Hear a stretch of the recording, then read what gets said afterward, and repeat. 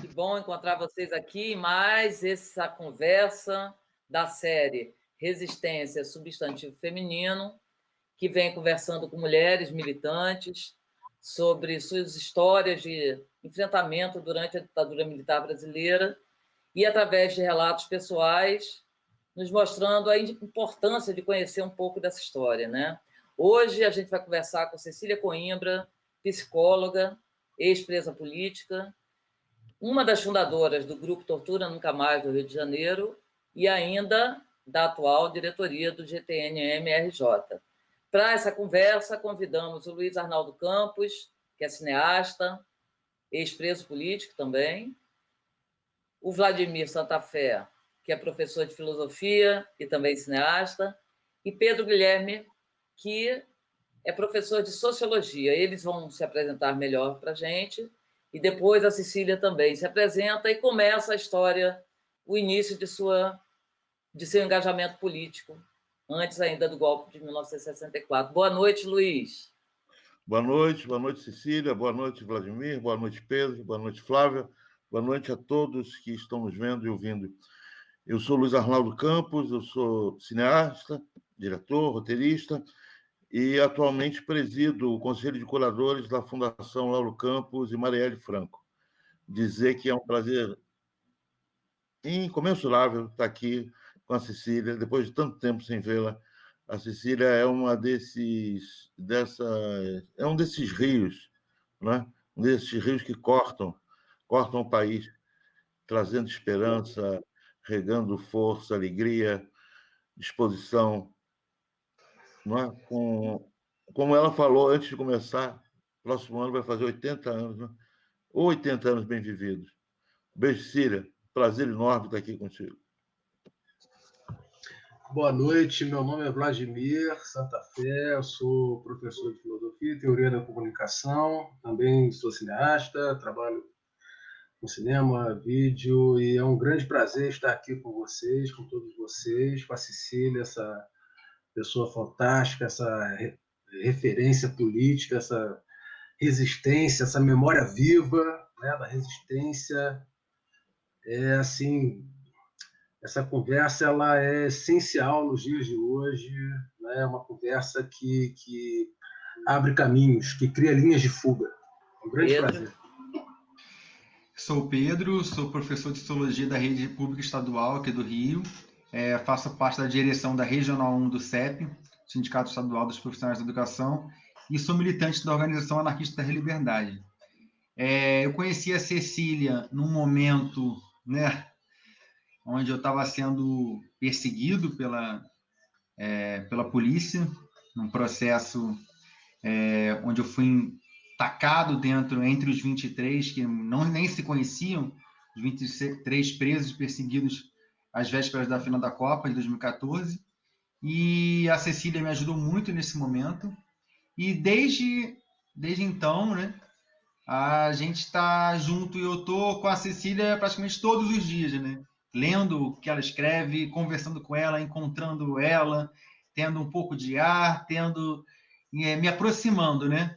E esse amor e companhia, a gente está sempre junto aí nesse processo, porque, na verdade, não tinha nem como escapar, né? Depois desse momento, a gente se juntou e muita admiração, e a gente tô sempre também tendo o apoio dela, né? Nas diversas lutas que a gente tem tocado desde então. Então, é um prazer para mim, imenso, poder estar aqui participando desse encontro e com os companheiros todos.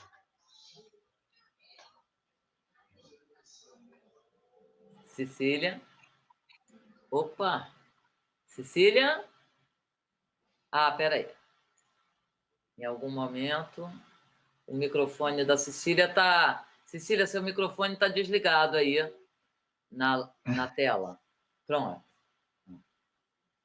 Obrigada, Flávia, obrigada a todos aí. Eu estou muito feliz de estar aqui, até pelos 3 queridos companheiros que estão aqui.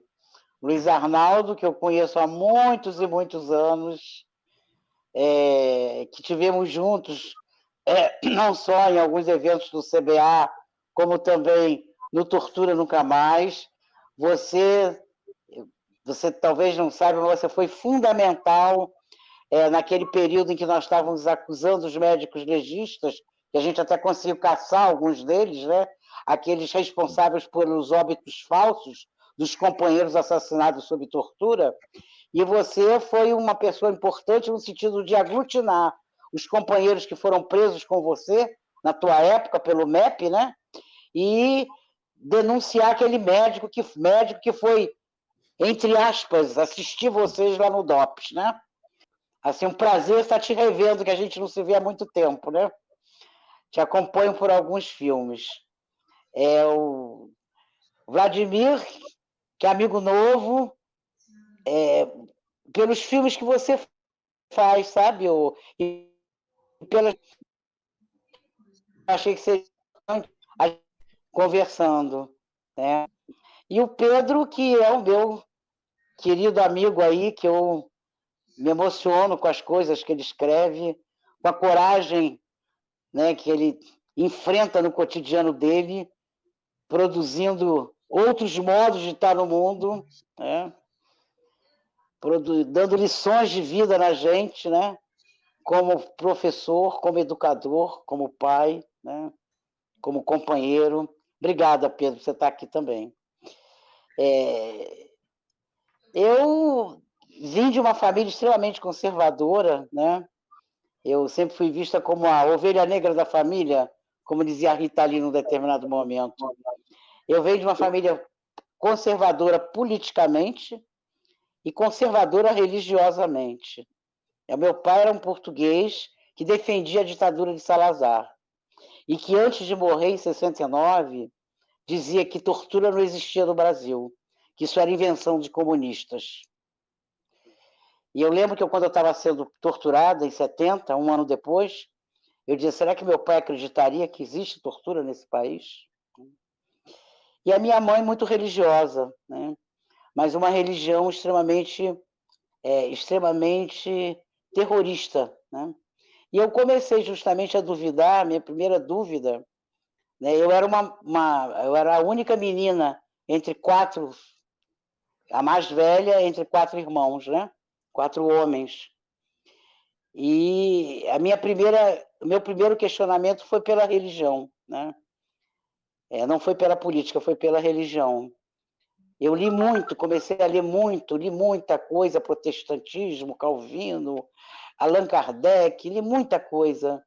E quando eu entrei para o curso de História na Faculdade Nacional de Filosofia, a chamada FENEFI, né, da Universidade do Brasil, que hoje é o IFIX, eu encontrei as respostas, né, para as minhas dúvidas no Partido Comunista Brasileiro, no PCB.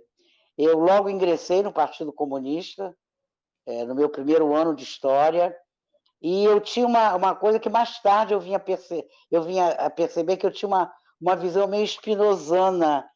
Deus era uma coisa que estava na natureza, estava em nós e na natureza. E a partir disso, com a minha militância política no PCB, né, eu fui começando eu sempre quis ser, eu quando pequena queria ser médica para trabalhar com os refugiados, trabalhar com os tribos indígenas. Eu sempre tive uma coisa muito humanista, né?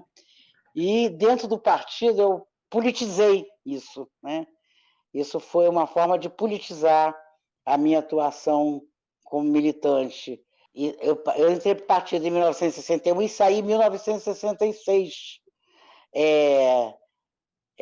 Por discordar de uma série de direções que o partido vinha tomando pós-golpe de 64. Né? Eu estava fazendo pré-vestibular na universidade, já estava na universidade, aliás, quando houve a renúncia de Jânio Quadros, vivi aquela crise toda e trabalhei naquele período, em 61, 62, com Paulo Freire. Eu participei, eu tive o orgulho de conhecer Paulo Freire e de trabalhar no Programa Nacional de Alfabetização.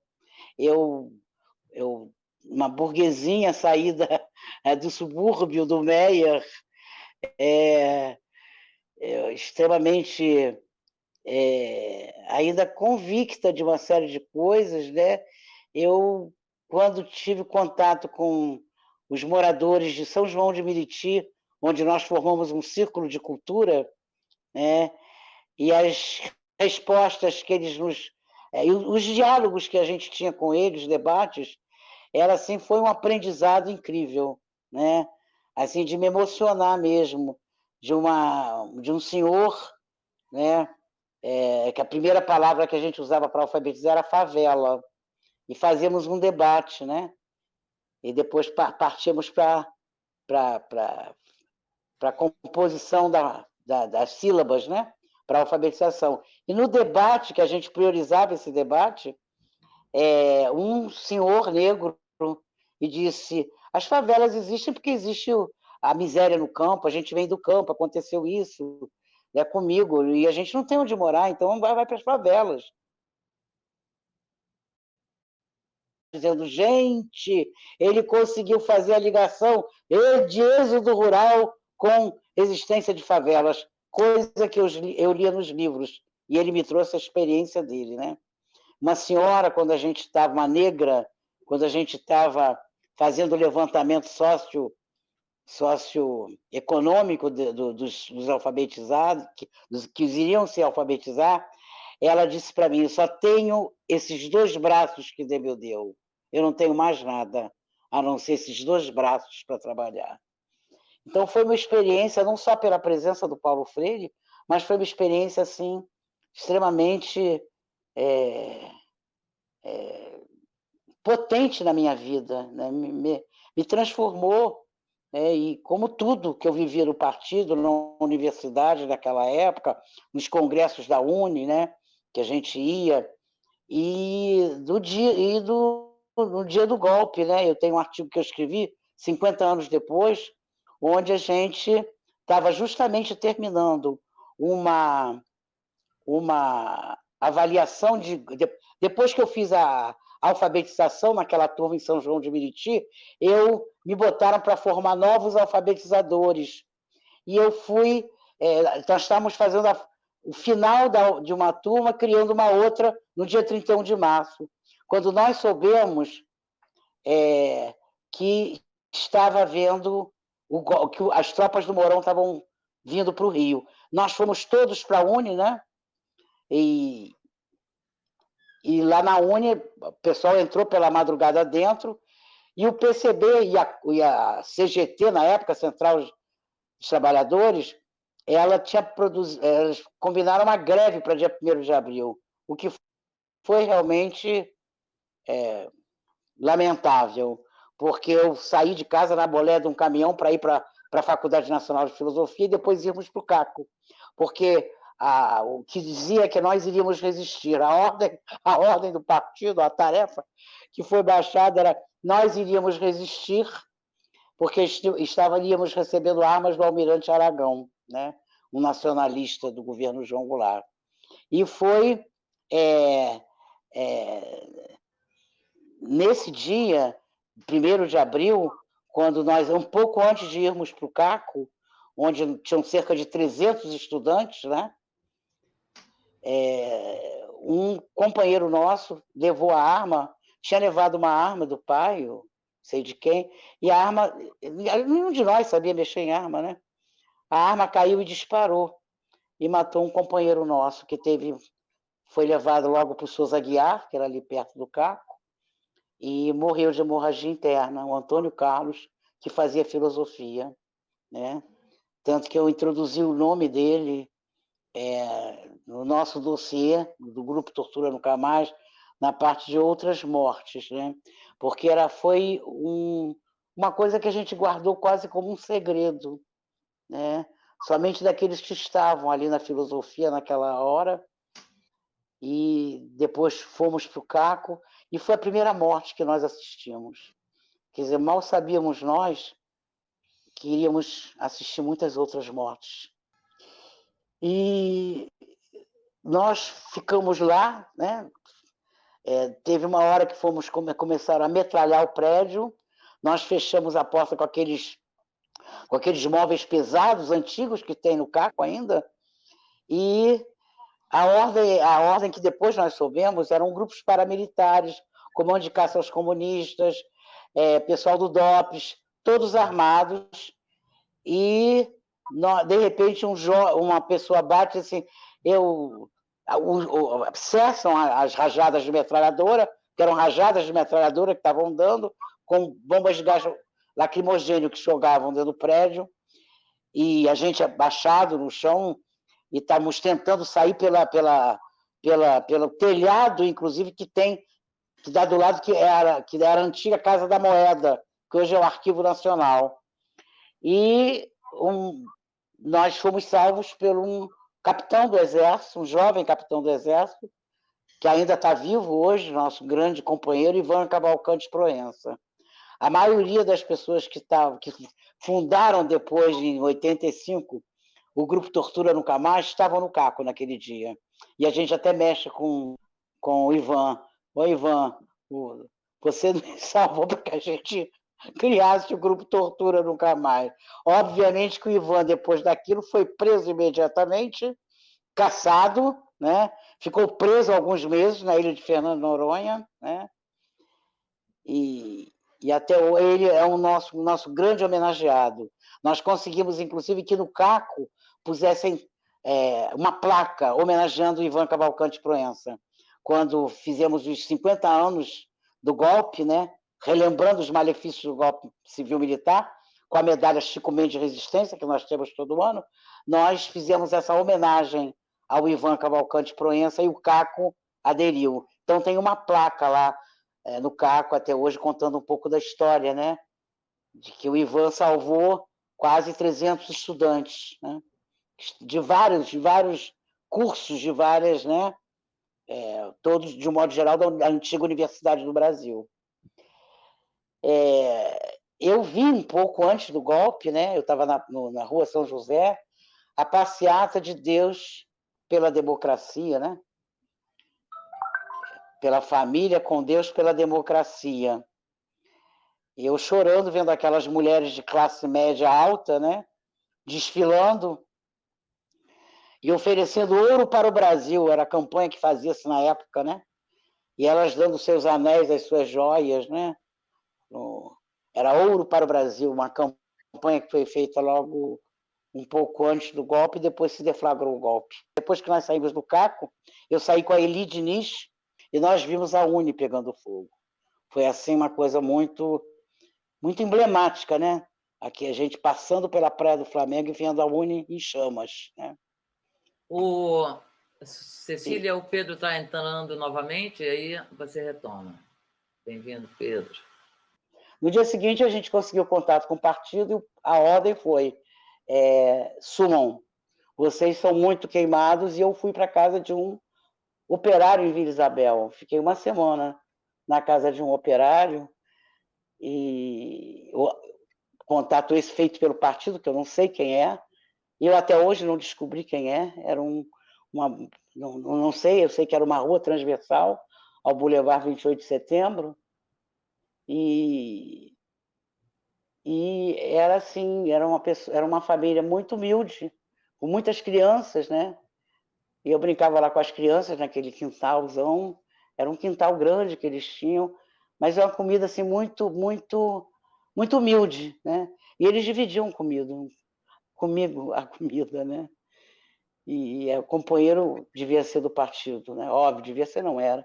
E eu nunca consegui agradecer essas pessoas, nunca consegui identificar aonde era essa casa que eu fiquei, por questões de segurança, né? Eu sei que depois eu retorno à universidade, né? Aí respondo ao inquérito policial militar, respondi a 2 inquéritos policiais militares, eu respondi pelo Programa Nacional de Alfabetização, o IPM, e o IPM da base da filosofia, que é a base do Partido Comunista na filosofia, que, segundo um amigo meu que já morreu, que você conheceu, o Arnaldo, o Alcir Henrique da Costa, Claro. Alcir, que foi do PCBR, já falecido, preso, muito torturado em 72. Ele disse: é a maior base do Partido Comunista na América Latina. Diziam que nós éramos a maior base universitária do Partido Comunista. E essas pessoas se tornaram inesquecíveis na minha vida. Eu até hoje, quando faço meus aniversários, tenho um grupo dos velhinhos, né, Pedro? Você que já foi meu aniversário, tem um grupo sempre dos velhinhos. São os meus amigos do Partido Comunista, que tomamos diferentes rumos. Óbvio que nenhum é bolsonarista. Alguns foram para a luta armada, outros, né, os sobreviventes da luta armada, alguns estão lá, né, outros foram para a clandestinidade, para o exílio, muitos para o exílio, né? E eu fiquei no Brasil. Eu queria me exilar, mas o meu marido à época não. Então nós respondemos a esses dois inquéritos. O inquérito acabaram sendo arquivados, mas nós mantínhamos um contato. Em 66 eu saí do Partido Comunista. Eu fui para a dissidência do PC na Guanabara e saí discordando da linha que eles tomavam, que era a linha parlamentarista, que era a linha do que a gente chamava caminho pacífico, né? Dos grandes conchavos, né? E também achava que não era para luta armada. Era assim, era um momento que eu dava a minha solidariedade. A minha casa, muitas pessoas ficaram que eu até hoje nem sei quem são. Algumas delas eu conheci posteriormente no CBA, quando eu vi a foto da pessoa morta ou desaparecida. Eu disse: esse foi um dos que estiveram lá em casa. Pela minha casa passou muita gente. Mais tarde eu vim, até quando o Grupo Tortura Nunca Mais ele surgiu, é que eu vi uma foto da Cleia, da Sônia de Moraes Anjo Jones, a filha do Moraes e da Cleia, né? Eu disse: essa moça passou uma noite na minha casa. E eu não sabia quem era, né? A maioria, óbvio que a maioria eu não sabia quem era. E aí eu me aproximei um pouco do MR8. Tinha amigos muito próximos, por isso é que algumas pessoas dizem que eu sou do MR8, eu nunca fui do MR8, né? Eu sempre tive um carinho muito grande por algumas pessoas do 8, tenho até hoje um carinho muito grande, né? E tinha contato com eles, ajudava em termos de ficar com pessoas, eu não perguntava quem era. E, por acaso, eu acabei ficando com o Gabeira durante o sequestro do embaixador norte-americano, né? Um outro menino João Roberto Spigner, que depois morreu também, mais tarde morreu. Talvez o único que esteja vivo ainda que passou lá por casa foi o Gabeira. Aí o Franklin Martins também, né? Porque eu me ligava muito ao pessoal do 8 da área estudantil, né? E sei que houve uma denúncia anônima em 1970. Nós continuávamos guardando pessoas e recebendo pessoas, servindo de pombo-correio muitas vezes, né? Eu sabia que não era por ali, mas eu não sabia por onde era. Há pouco tempo, eu li uma poesia de alguns anos atrás. Eu não vou me lembrar, eu até já... É um português anterior a Fernando Pessoa. Ele tem uma poesia onde ele diz: dizem que eu devo ir por aí. Eu esqueci o nome dele, Cântico Negro. É um português, um poeta português. José Regis. Ele, Cântico Negro, eles dizem: me mandam ir por aqui, me mandam ir por ali. É belíssimo, o poema é lindo. Ele não sei por onde vou, mas sei que por ali eu não vou. Toda vez que eu ouço essa poesia, eu me lembro daquele período, né? Que eu sabia que tinham companheiros morrendo, sendo torturados. que não dava para não fazer nada. Já que eu estava aqui, eu tinha que fazer.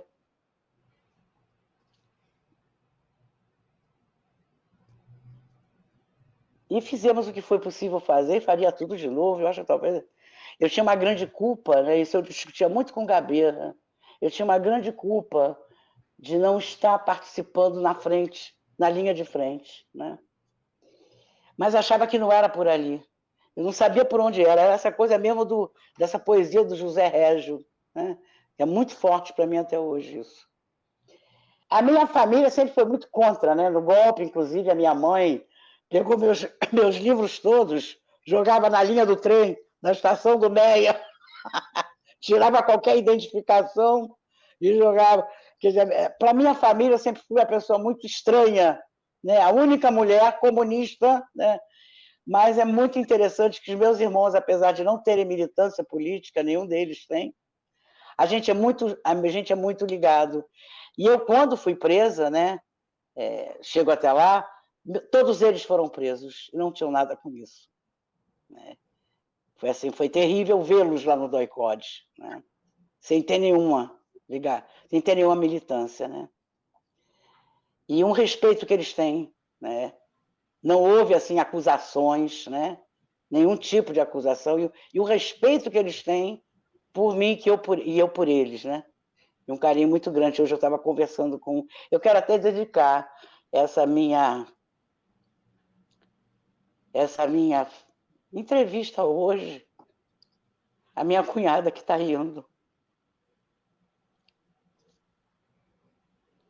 A Cristina Chassel, o chamado Carlos Alberto de Freitas, o Beto, companheiro do Sérgio Campos. Jornalista, guerreira, que nos ajudou muito no Tortura Nunca Mais. Escreveu um livro belíssimo sobre um desaparecido político chamado Carlos Alberto de Freitas, o Beto, companheiro do Sérgio Campos. Belíssimo livro que ela escreveu. Ela está indo com muita coragem. Né? E eu quero me enaltecer ela e o marido dela, meu irmão caçula, do qual eu sou madrinha, que foi o único que não foi preso naquela época, tinha 14 anos.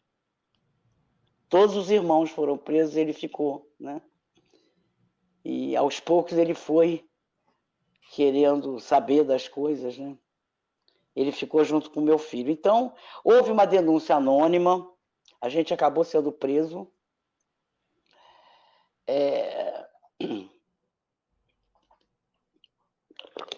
Levaram a gente para o DOPS, eu e José Novaes, meu ex-marido, meu grande amigo e companheiro até hoje.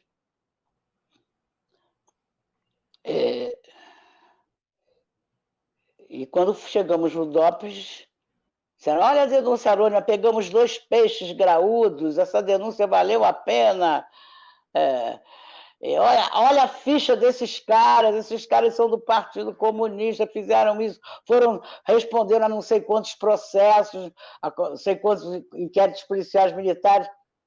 Naquela época tinha sido sequestrado o embaixador alemão, agosto de 1970, governo Médici, e não estava... não tinham sido as mesmas organizações que tinham sequestrado o norte-americano, né? Eram outras organizações. E eles prenderam a gente, fizeram uma vistoria na minha casa, levaram mais de 150 livros, Memórias de um Sargento de Milícias, toda a coleção dos poetas russos, toda a coleção dos escritores russos que nós tínhamos, obras completas do Pavlov, que a gente já estudava psicologia na época, eu tinha feito história, Novaes filosofia, e naquela época a gente era estudante de psicologia, em 70. Então, eles, no meio daquela livralhada toda, eles encontraram um documento, que a gente não sabia que estava lá, que era um documento sobre segurança, não tinha o nome da organização, sobre segurança relativa ao sequestro do embaixador norte-americano. Aí levaram a gente para o DOI-CODE. Quando nós ficamos 2 dias no DOPS, sendo interrogados ininterruptamente não sabe, negando, não sabemos que documento é esse, não sei.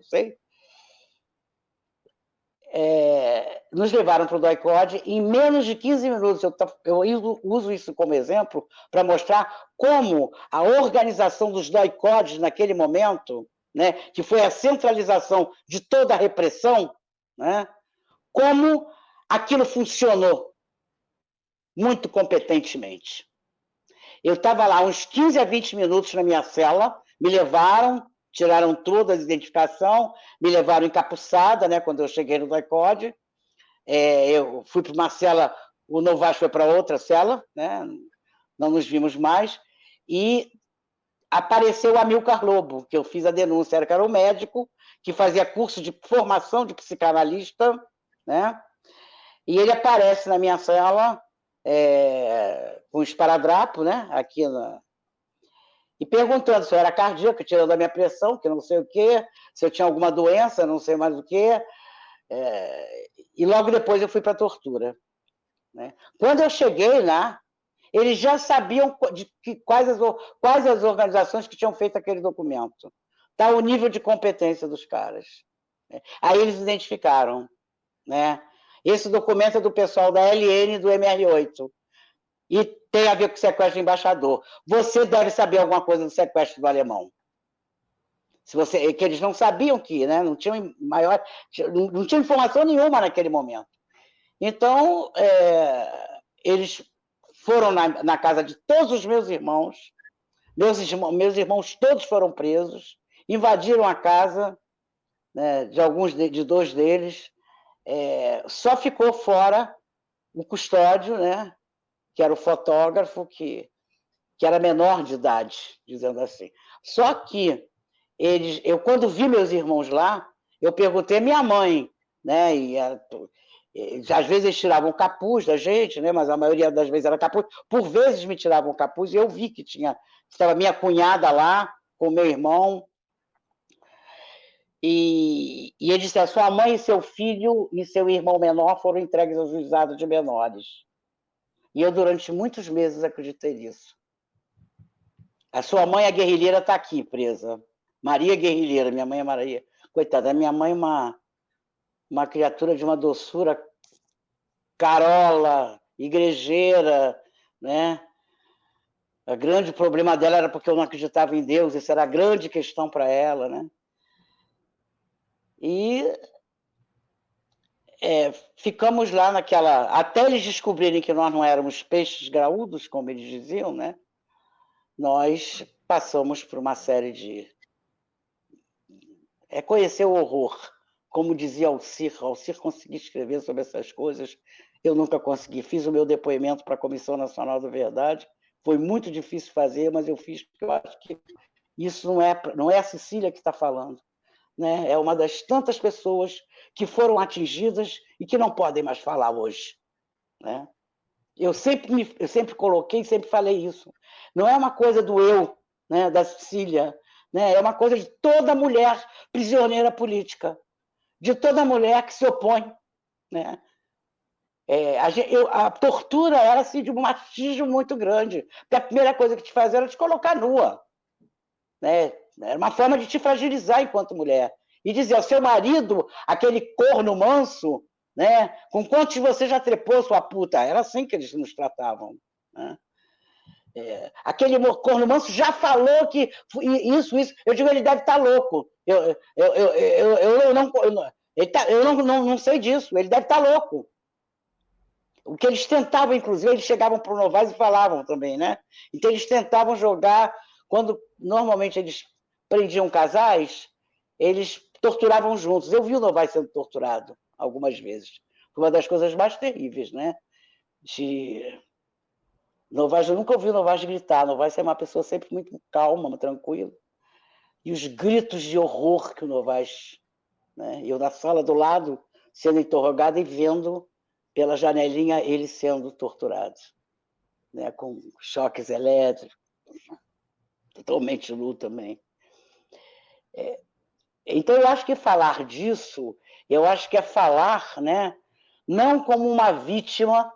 Eu não sou vítima de nada, eu não me considero vítima, eu me considero uma sobrevivente, e é você, com essa tua dor, com esse teu sofrimento, que isso não sai, está marcado na nossa carne, né? Aquelas noites, aquela simulação de fuzilamento, como fizeram comigo, né? Botar aquele filhote de jacaré em cima, né, do meu corpo nu. Isso a gente não esquece. Mas que a gente use isso como instrumento de luta. É transformar, como as mães aí falam tanto, né? Transformar o luto em luta. É transformar essa dor, né, num instrumento de luta. Né? Eu sempre gostei muito de história, depois de fazer psicologia, sempre gostei muito de dar aula, e eu aliei realmente a minha carreira acadêmica. Eu não gosto de falar carreira acadêmica, eu acho isso uma babaquice. Eu tenho assim eu faço críticas seríssimas a essa academia horrorosa, fechada, elitista que nós temos, né? E que as pessoas se julgam melhores do que outras, né?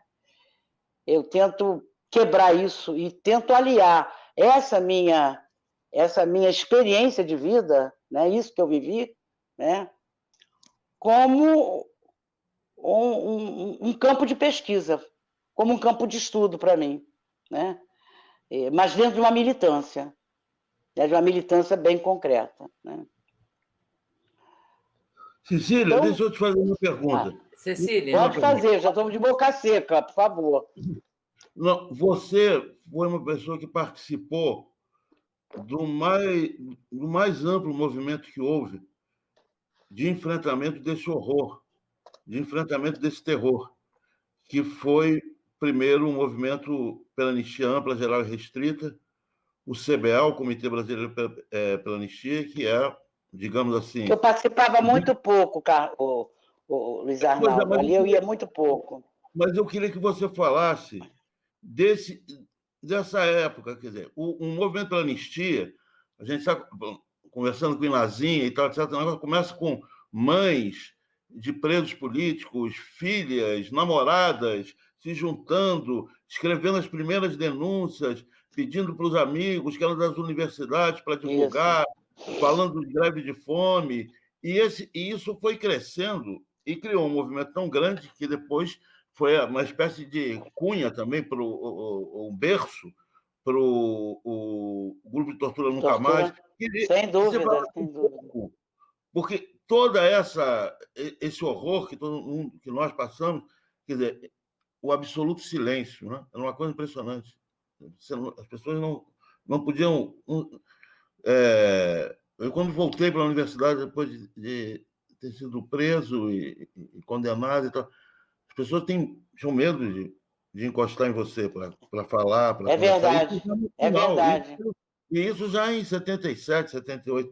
E você sentia isso.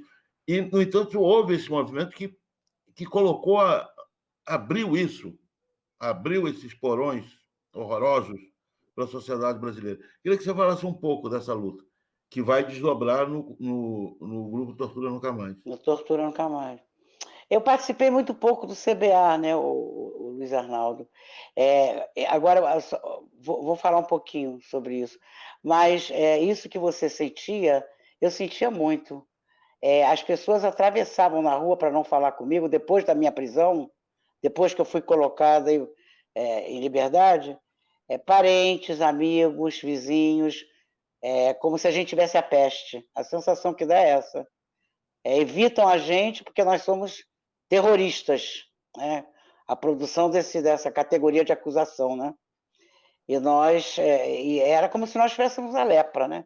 Eles atravessavam, eu senti muito isso. Eu participei muito pouco do CBA, eu participei primeiro foi o Movimento Feminino pela Anistias e Liberdades Democráticas, né? Que é um movimento mais das mães, né? Das mães que ainda estavam vivas, né? Em plena, né, início de luta, foram elas que começaram. É interessante a gente ver que a maioria dos grupos, tanto no movimento feminino pela anistia e pelas liberdades democráticas, era o movimento das mulheres. Né? Depois, quando vem o CBA, eram as mulheres que estavam liderando. Era a Ina Maia, era a Ana Milha, era a nossa querida outra advogada, amiga da Abigail Paranhos, né? Então, a Biga, eram todas mulheres, né? Então é interessante a gente ver como isso, e na América Latina, nós temos, é a mesma história. A questão dos direitos humanos vem sendo, né, protagonizada fundamentalmente pelas mulheres, né? Então, o CBA, eu acho que ele foi importantíssimo, né? Porque ele tinha uma palavra de ordem que depois se esqueceram, né? E que às vezes a gente esquece. Desmonte do aparato repressivo do Estado. Desmonte de todos os serviços de informação. Isso na época era uma coisa avançadíssima. E era um dos pontos de luta, né? Um dos pontos de luta por uma anistia ampla, geral e restrita, né? E se fez, inclusive, vários grupos funcionavam, né, no CBA aqui do Rio, e pesquisas eram feitas, né, depoimento de pessoas. Óbvio que posteriormente, quando o Brasil Nunca Mais veio à luz, que foi em 85, quando o Grupo Tortura Nunca Mais surgiu, por coincidência, né? As pesquisas que o CBA fez, várias pessoas que participaram do CBA, pegando depoimentos de ex-presos políticos, né? Tem um livrinho que foi feito pelo CBA do Rio Grande do Sul, que é o primeiro grande dossiê que a gente tem, que é do CBA do Rio Grande do Sul, que é o chamado livrinho vermelho, é um livrinho que levanta os primeiros casos de mortos desaparecidos. Então, a luta do CBA, quer dizer, foi uma luta importantíssima, historicamente falando, e pouco se fala disso. É uma coisa que eu acho que não, eu que sou ligada à produção mais assim acadêmica, eu não conheço, a não ser a tese de doutorado da Heloísa Greco, a Bisoca, que é filha da Helena Greco, que já morreu, que ela fez uma tese de doutorado sobre anistia belíssima, pegando esses movimentos. Eu acho que é a única coisa escrita que tem. Poucos se debruçaram sobre essa história do CBA, da importância da tua pergunta. Embora eu tenha participado pouco, né, ia a poucas reuniões, ia mais a alguns eventos, né, mas o trabalho do CBA foi fundamental. Foi fundamental. Ele, como você colocou bem, ele, em 85, como os CBAs tinham, né, depois daquela anistia que não foi nem geral, nem ampla, nem restrita, foi extremamente parcial e limitada, essa tese da Heloísa Greco mostra isso muito bem, né? Quer dizer, o que os movimentos sociais pediam na época não se conseguiu, veio como uma anistia fardada, sem dúvida, onde a interpretação que se deu aquele parágrafozinho, né, estariam crimes conexos, ou seja, os torturadores estariam anistiados. Não estão anistiados, pô. Isso foi uma interpretação dos juristas da ditadura. Isso já foi derrubado. O que nós fizemos em termos de oposição, mesmo aqueles que pegaram em armas, né, eles não se compara ao terror implantado pelo Estado brasileiro, né? Então, é uma interpretação realmente nojenta que se faz da lei da anistia, né? Nós até hoje não reconhecemos, não tem nenhum torturador anistiado, né? Anistia não tem a ver com conexidade, que eles tentaram botar. Considerem-se anistiados todos aqueles que cometeram crimes conexos. Aí vem e interpreta isso, a lei da anistia, como uma anistia para os torturadores, né? Então, isso realmente deu margem à criação do Grupo Tortura Nunca Mais, porque os CBAs foram, né, esvaziando, né? Depois já no início dos anos 80, depois daquela anistia extremamente parcial. E eu lembro que foi uma coisa assim, muito local aqui no Rio de Janeiro. Agora eu já estou entrando na fundação do Grupo Tortura Nunca Mais. É para isso? Para isso, exatamente. Cecília, eu queria te fazer uma pergunta, até pegando o embalo da pergunta do Luiz Arnaldo, para você, para o Luiz também, que está no preso político, porque a ditadura, de certa maneira, não acabou em todos os territórios do Brasil, né? A ditadura continua nas favelas, sempre continuou nas favelas, nas periferias, com pessoas desaparecidas. moradores de favela e das periferias sofrem violência da polícia, sofrem violência do tráfico, sofrem violência da milícia, ou seja, então houve uma ditadura militar institucional que torturou, que, enfim, perseguiu grupos políticos, opositores, inclusive o próprio Bolsonaro hoje está se utilizando de ferramentas, né? Não é o SMI, eu esqueci agora o termo da instituição, para perseguir opositores. Tem uma matéria que saiu recentemente no UOL. Mas eu queria que você falasse um pouquinho dessa questão que, assim, que houve uma ditadura militar, mas houve uma permanência da ditadura militar. Tanto que você falou das mães, né? O Safatli até tem um conceito bem interessante, que nunca existiu democracia nesse país. Existe uma democracia geográfica, né? Existe uma democracia na zona sul do Rio de Janeiro, no Morumbi, existe uma democracia para o povo, para os descendentes, né, de europeus, né, para a classe dominante, mas nunca existiu uma democracia para a população de maneira geral, né? Então, eu queria que você falasse um pouquinho dessa questão da luta por verdade, justiça e memória, também a partir de movimentos como o movimento das mães contra a violência, né, da rede contra a violência, né, que inclusive eu e o Pedro já participamos próximos, né, como militantes. Na época a gente militava na FLP, Frente de Luta Popular. Eu queria que você falasse um pouquinho sobre essa questão. É uma coisa que nós sempre questionamos, o grupo aqui do Rio, né, é que aquela ditadura que nós sofremos, a ditadura continua em com outros. A gente sempre, alguns artigos que eu escrevia e o nosso jornalzinho, quando tinha jornal na época, a gente colocava muito essa questão, né, de que a continuidade da ditadura. Tem até um livro organizado pelo Vladimir Safatli, o que restou da ditadura. Tem alguns artigos interessantíssimos, né?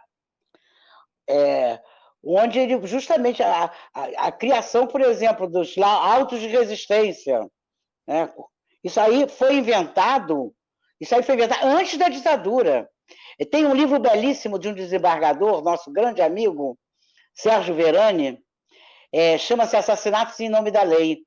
Esse livro, o Sérgio Verani vai mostrando como é que se cria o auto de resistência. O primeiro auto de resistência foi criado em 62, antes do golpe, e foi feito pelo Mariel Mariscot e pelo Sérgio Fleury.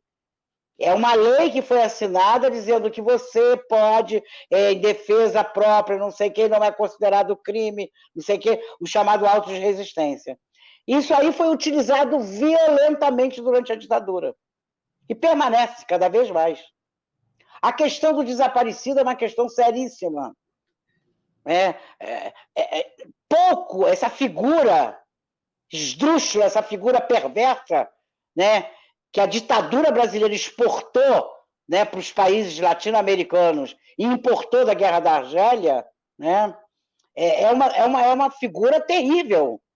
Isso nós temos hoje, né, nas periferias, nas favelas. Nós temos hoje um número altíssimo de desaparecidos. Não se sabe exatamente o número de desaparecidos. Isso aí, o aparato repressivo que eu estava lembrando com o Luiz Arnaldo aqui, né? Ele não foi desmontado, ele foi todo maquiado e continua aí existindo. Gente, a gente está vendo agora, né, pessoas sendo Paulo Sérgio Pinheiro, liberais, Luiz Eduardo Soares, não sei mais quem, então, que são liberais, né? Mas são antifascistas. Né? Então, esse aparato vem de lá, cara. Isso aí nunca foi derrubado. Óbvio que isso foi sofisticado, agora com as técnicas de informática, que eu sou totalmente ignorante nisso, mas isso aí, né, a gente sabe que... Então, o que ficou da ditadura, ficou muita coisa da ditadura. Porque a gente tem... A tortura não foi inventada pela ditadura, a tortura é inventada né, desde o descobrimento do Brasil, o colonizador agora, né, a gente tem um pouco mais de leitura sobre essa questão está se fazendo uma outra leitura, né? Sobre a independência brasileira não foi aquela coisa cordial, como se diz, né? O cordial homem brasileiro, né? A independência do Brasil foi feita né? E não é por acaso que o Duque de Caxias, que é o pacificador, chamado pacificador, é a comenda mais alta do Exército. A gente, quando queria identificar um torturador, a gente vê se na biografia dele ele ganhou a medalha do pacificador. Se ganhou, em que período ele ganhou? Isso aí, esse cara pode ter sido membro da repressão. Aquilo ali, Então, veja, a história do Brasil, que não é a história do homem cordial. A história do Brasil é a história de revoltas que não estão na história oficial do Brasil. Né? A gente que estuda um pouquinho, eu estudei um pouquinho de história, a gente via isso. Né? Tem revoltas populares que não estão aí. Né? Então, veja, uma das coisas que o Grupo Tortura Nunca Mais sempre quis fazer, sempre tentou fazer, e eu acho que a gente conseguiu um pouco, é juntar aquela luta que estava lá, que não estava lá, não, está aqui. Ela está aqui, no nosso cotidiano. Né? Esses aparatos que foram sofisticados lá, inventados pelo colonizador, né? Branco, hétero, tem que ser branco, macho, hétero. Esse é o modelo do homem ocidental. Né? Então, eles estão aqui no nosso cotidiano. Eu sempre dizia isso, quando eu contava, fazia algum depoimento da minha tortura, eu dizia assim, mas, gente, nesse momento, alguém que não tem visibilidade está sendo torturado nessa cidade. E a gente acha que, de repente, até é necessário. Alguém está sendo exterminado nessa cidade. Eu sempre falava isso nas minhas turmas, quando eu dava aula na UF, que o pessoal que eu ligava alguma coisa da ditadura. Aí eu vou trabalhar na universidade para poder ligar a minha militância com a minha atuação como professor, como o meu ofício, que eu gosto muito dessa palavra que a Betânia usa, o meu ofício de educador.